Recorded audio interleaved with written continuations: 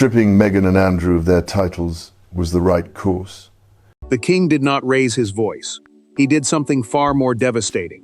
Before a silent gathering of senior royals, King Charles opened a sealed residence file, placed it upon the table, and revealed the request that had been moving through palace offices in secret. Prince Andrew had attempted to secure a permanent home within St. James's Palace, not for himself, but for an adult son whose existence had never been formally acknowledged by the monarchy. Before we go deeper into what this really means for the royal family, make sure to subscribe so you don't miss a single update. Charles watched the silence harden around the table. William stopped turning the pages before him in complete stunned silence. Anne fixed her eyes on Andrew. Camilla remained still. The Crown Estate, the body responsible for managing property held for the monarch, had flagged irregular correspondence involving palace security and a proposed apartment inside St. James's Palace. Andrew stared at the application carrying his authorization. It named Alexander York as his adult son and private dependent, then requested accommodation. St. James's Palace, an official royal residence, was not simply another address. A permanent apartment there would suggest recognition, access, and a place within the royal structure. The king lifted the second page and spoke with control. His brother, he said, had tried to secure a residence for an unrecognized son without sovereign approval. William looked toward Andrew but remained silent. Anne's expression tightened. Camilla lowered her gaze as Alexander's name entered the royal record. Andrew froze. Anger flashed across his face, then disappeared beneath fear. He had controlled this secret for years, deciding who knew and how close Alexander could come to the family. Now Charles had taken that power away. The monarch set the file down and told him this was not a property dispute. It was a breach of trust. The handwritten instruction deepened the shock. Alexander was to use a discreet entrance and remain absent from public household directories. Another page suggested someone inside the administration had already approved an early security review. William looked at his uncle. Anne asked who had signed it. Camilla turned toward the king, realizing the scheme reached further than expected. Andrew reached for the folder. Charles placed one hand over it. This belongs to the crown now. The Duke pulled back. He rose, walked to the door, and left without the file. Behind him, one question remained heavier than the silence. Who was Alexander, and why had Andrew become so desperate to place him behind palace walls? The secret had shifted from a father's private burden into a royal crisis that could no longer be contained. For years, Alexander York had existed close enough to the monarchy to understand its power, yet far enough away to receive none of its protection. He knew the names, the estates, and the traditions connected to his father's world, but he had never been permitted to stand openly within it. Now, because of one secret residence request, his identity had become the most dangerous subject inside the royal household, and the most painful truth Andrew had ever tried to control. Alexander sat alone when the telephone rang. He had been raised under another family name, away from ceremonies, guarded gates, and public duties, receiving money and occasional visits, but never the one thing he needed most: open acknowledgement. Andrew's title as Duke of York, a royal rank traditionally given to a senior member of the king's family, had once carried enormous status. Yet none of that power had given his son a secure place beside him. Andrew spoke too quickly. The palace had found the application. Charles had opened the file. Alexander heard panic beneath every word and understood at once that the secret was no longer private. His father insisted the apartment at St. James's Palace had been requested for safety, but the younger man refused to accept that explanation. "You call it protection," Alexander said. "It feels like concealment." The words silenced Andrew. St. James's Palace was an official royal residence, used for royal offices and formal household functions, which meant a permanent apartment there would carry more than practical value. It would place Alexander inside the institution, while still keeping him invisible to the public. That contradiction cut deeply. He did not want to be hidden behind guarded doors, like a problem the family could not admit existed. Alexander then revealed the truth his father had feared. He had never asked for the residence. The application had been prepared without his full knowledge, and he had only learned of its seriousness after seeing a copied page. Worse still, he possessed several handwritten letters in which Andrew had promised that one day he would be brought inside the family. Those documented promises suggested the apartment was not an isolated act. It was part of a larger attempt to create a place for him without confronting the truth openly. Beatrice learned everything during a private conversation with her father later that evening. She entered expecting an explanation about the palace scandal and left questioning her entire family history. Andrew told her Alexander's name, then admitted Eugenie had never been informed either. Beatrice lowered herself into a chair and placed both hands flat on the table. "Do I have a brother?" Andrew could not answer immediately. That hesitation hurt more than any denial. Beatrice realized the resident's request had begun after one specific royal encounter, an encounter that had changed her father overnight. The hidden son may have been the subject of the request, but the decision to seek a palace residence began with a moment Andrew could neither forget nor forgive. The plan did not begin inside a legal office or during a conversation about property. It began 6 months earlier at a private reception at Windsor Castle, when Andrew saw his son standing alone near a guarded corridor after being denied entry to a family gathering. Nothing dramatic was announced. No argument erupted before the guests. Yet the humiliation on Alexander's face became the trigger that drove the Duke toward a decision he would later defend, conceal, and ultimately regret. Andrew had arranged the invitation carefully. Alexander would attend the charitable reception as the guest of a trusted family associate, observe the evening quietly, and leave without drawing attention. Windsor Castle was both a royal residence and a working center for official events, which meant every guest moved through strict lists and controlled areas. Alexander understood that.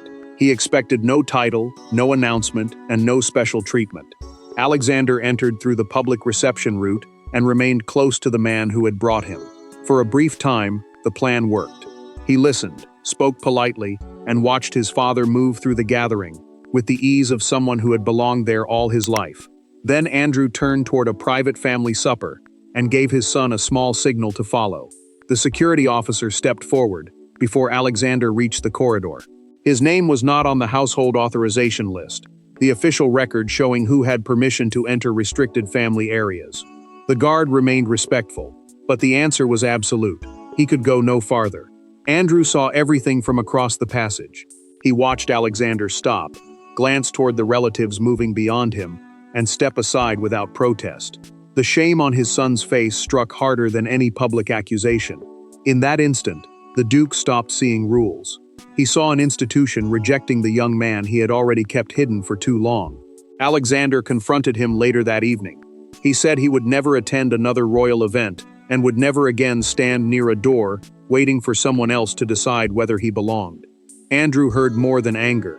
He heard years of silence, missed birthdays, secret meetings, and promises that had never become real.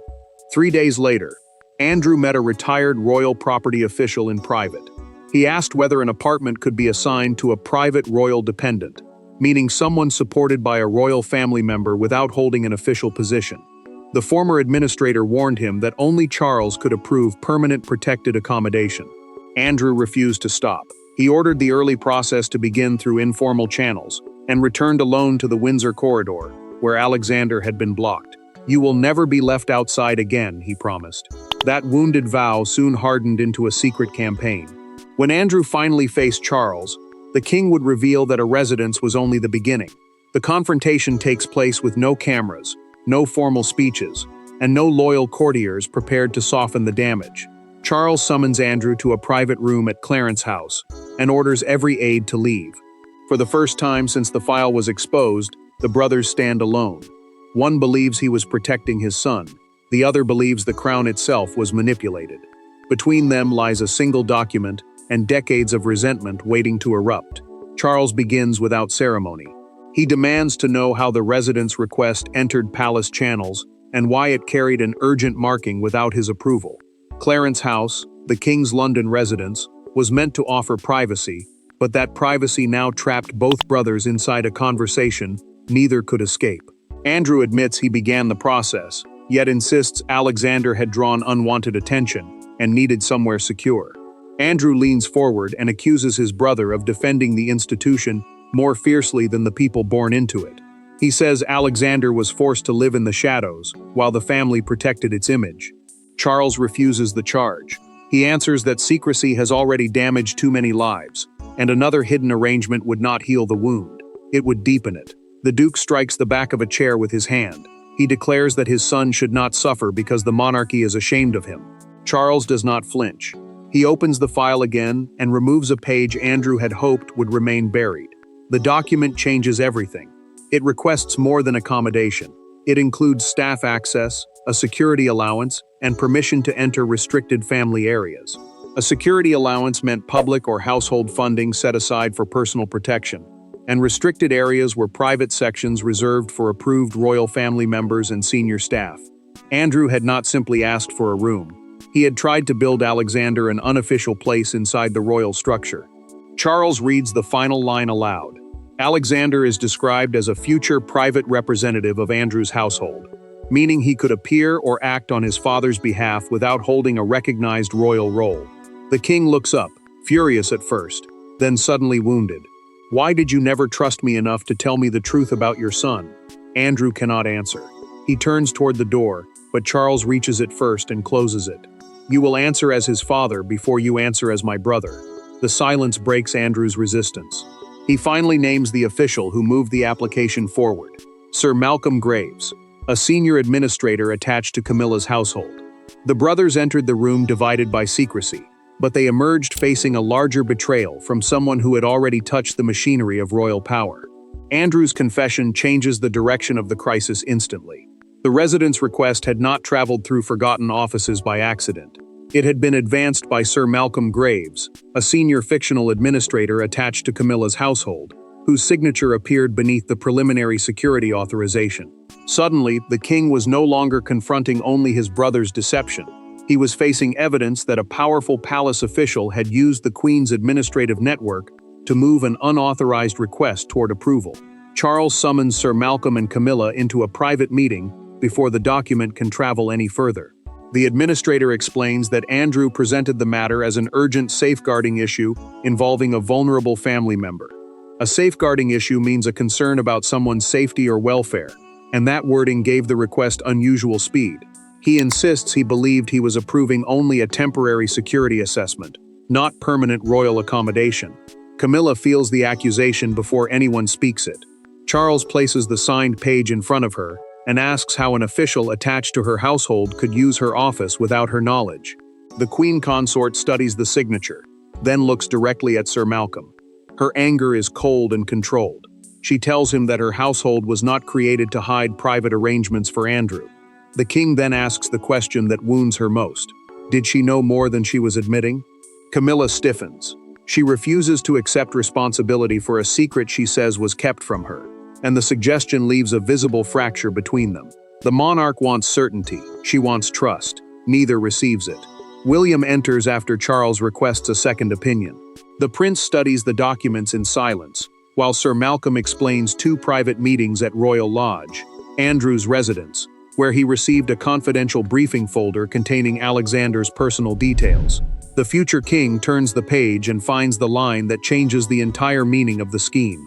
HM must only be approached after arrangements are irreversible. HM means His Majesty, the formal way of referring to the king.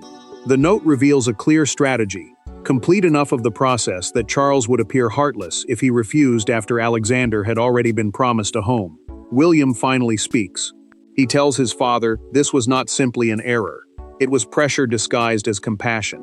Andrew had tried to create a moral trap around the crown. Camilla removes Sir Malcolm's household access card and places it on the desk. "You will not return to your office until this inquiry is finished." Sir Malcolm lowers his head. Charles closes the folder, knowing the next decision will affect Andrew's home, Alexander's future, and every person who helped conceal the plan. With the hidden signature exposed and the palace network frozen, the king prepares consequences that will reach far beyond one disputed apartment. By the following morning, the effects are immediate. Security authorizations are canceled. The proposed St. James's apartment is removed from consideration. Every official connected to the request is ordered to surrender documents. Yet the harshest consequence is not administrative.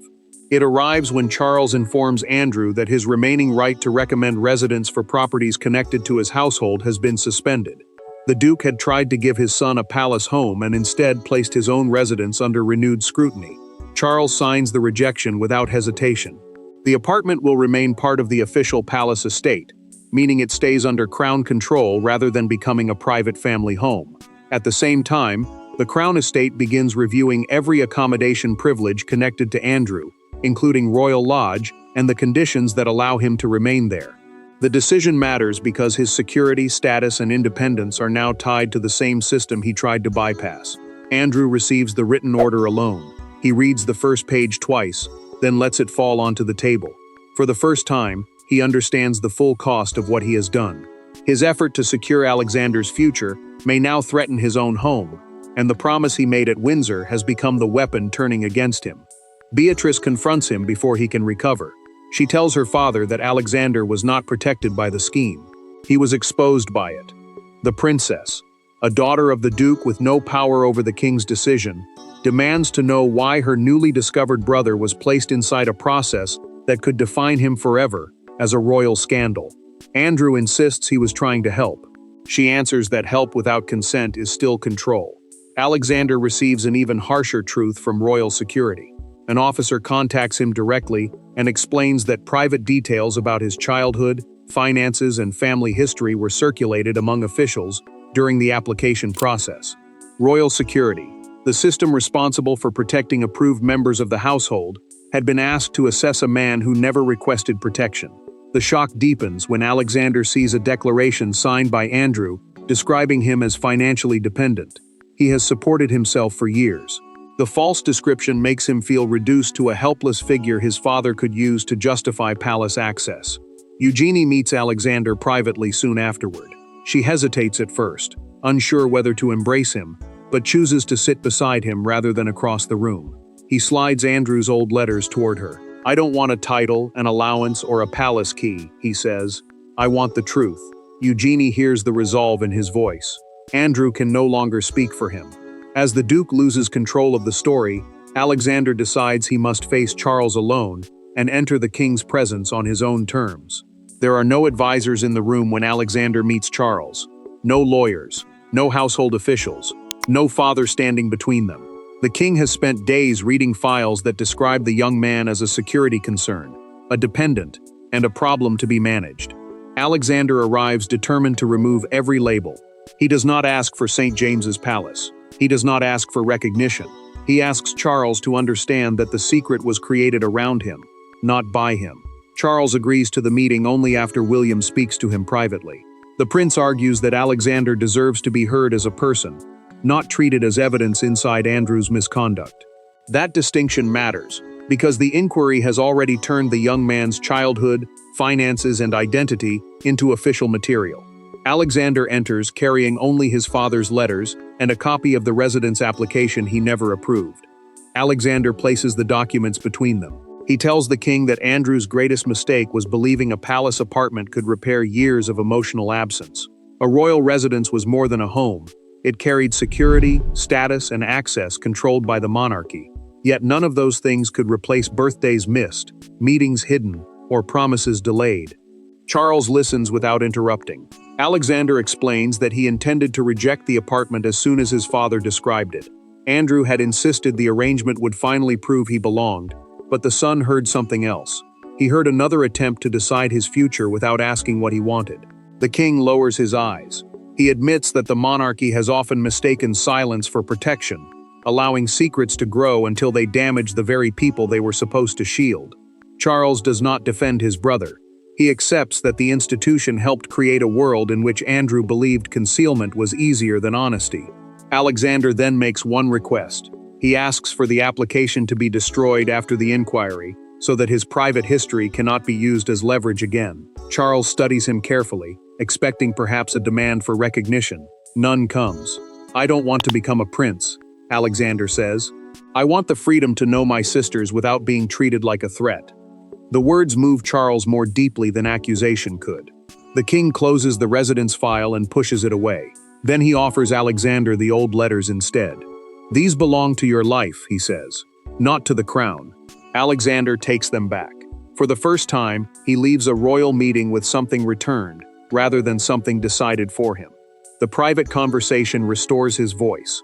But beyond the palace walls, the secret is already escaping, and the world is preparing to turn Alexander's life into a headline. By sunrise, the secret is no longer confined to royal rooms. A national newspaper publishes a stark front page dominated by a black palace doorway and 5 words: Andrew's secret palace son plan. Broadcasters interrupt their morning schedules. Crowds gather near Buckingham Palace, some demanding answers and others expressing sympathy for a man who never requested royal attention. For the first time, public anger is directed not at Alexander's identity, but at the system that allowed his life to become an administrative operation. Palace communications move quickly. Officials confirm that an unauthorized residence request was submitted and rejected, while refusing to release Alexander's private details. Palace communications means the official team responsible for speaking publicly on behalf of the royal household. The statement matters because it separates him from the scheme and makes clear that the request did not carry the king's approval. Andrew answers through a written statement issued by his private office. He claims every action came from paternal concern and fear for his son's safety. The defense satisfies almost no one. Commentators argue that protection did not require hidden access, public funds, or an unofficial role. The Duke hears the criticism and becomes furious, convinced the media has turned a father's mistake into a campaign against him. Alexander watches the coverage with Beatrice and Eugenie. He feels stripped bare as broadcasters discuss his childhood, his finances, and his relationship with Andrew. Beatrice stays close. Eugenie refuses to leave. Their presence does not remove the humiliation, but it stops him from carrying it alone. A morning broadcaster then displays the layout of St. James's Palace and explains why the application was so extraordinary. Permanent protected accommodation would have placed an unrecognized adult relative inside a working royal residence, with security and restricted access. Alexander listens as his life is reduced to floor plans and procedure. Beatrice reaches for his hand before he can pull away from the screen. The mood shifts when the palace confirms one crucial fact. Alexander never signed the application and never requested the apartment. Sympathy turns sharply toward him. Public anger now falls on the secrecy, the manipulation, and the officials who tried to move the plan forward. Outside Buckingham Palace, one moment captures everything. A woman lifts a handwritten sign above the crowd. A son is not a scandal, secrecy is. Cameras carry the words across the country, and the message becomes the emotional verdict of the day. William watches the footage beside Charles. The prince speaks quietly. The public understood the difference before we did. The king says nothing, but the decision forms behind his silence. He will punish the manipulation without punishing Alexander. The public has delivered its judgment. Now Charles must decide whether this family ends in division or finally chooses truth. Charles delivers the final verdict, not through a dramatic ceremony, but in a written order, read first to the family members most affected. The palace residence request is permanently cancelled. Every unofficial promise attached to it is declared invalid. Andrew loses the authority to pursue accommodation, staffing, or security privileges for any private dependent without direct approval. Yet the king refuses to let the punishment fall upon Alexander. The son at the center of the scandal will not be exiled, hidden, or publicly condemned. Charles closes the internal inquiry with a decision that leaves no room for argument. St. James's Palace will never be used to legitimize a private arrangement created through secrecy. An internal inquiry is a formal palace investigation conducted away from public hearings, and its findings now expose how deeply Andrew's plan had entered the royal system. Sir Malcolm loses his administrative position, while every future protected residence application must carry direct sovereign authorization from the beginning. Andrew receives the harshest personal order. He must apologize privately to Alexander, Beatrice, and Eugenie for using their family relationships inside an undisclosed palace strategy. The Duke enters the meeting without advisors and without prepared words. His daughters remain guarded. His son remains silent. Andrew finally admits what pride had prevented him from saying. He tried to repair years of absence by offering access, status, and walls instead of honesty. He believed a palace address could prove Alexander belonged. Instead, it made the young man feel like another secret to be managed. Alexander answers with complete clarity. He accepts no title, public role, allowance, or royal residence. He chooses to keep the name and independent life he built beyond palace control. Charles supports that decision and confirms that family recognition does not require royal elevation. Beatrice and Eugenie may know their brother privately, without turning that relationship into an official position. The king also protects Alexander's personal history. He orders unnecessary copies of the application destroyed and places strict restrictions on the remaining inquiry file, the official record preserving only what the palace legally needs. His private details will never again be used as pressure. Andrew then removes an unused palace key from his pocket and places it before his son. Alexander looks at it, pushes it back, and speaks the sentence that ends the argument. "I needed a father, not a door." That truth becomes the final verdict. Andrew's attempt failed because belonging could not be granted through property, secrecy, or manipulated privilege. Charles protected the crown by rejecting the scheme, but he restored the family only by separating Alexander's innocence from his father's misconduct. The monarchy emerges shaken, yet clearer about the cost of concealment. Andrew loses influence because he used royal machinery to solve a private failure. Alexander gains something more valuable than a palace residence: the right to define himself openly, without becoming a hidden dependent or a manufactured prince. The palace doors remained closed to Andrew's secret arrangement, but the family finally opened a different door, one built not from privilege, but from truth. Thanks for watching. Please don't forget to like and subscribe, and we will see you in next one.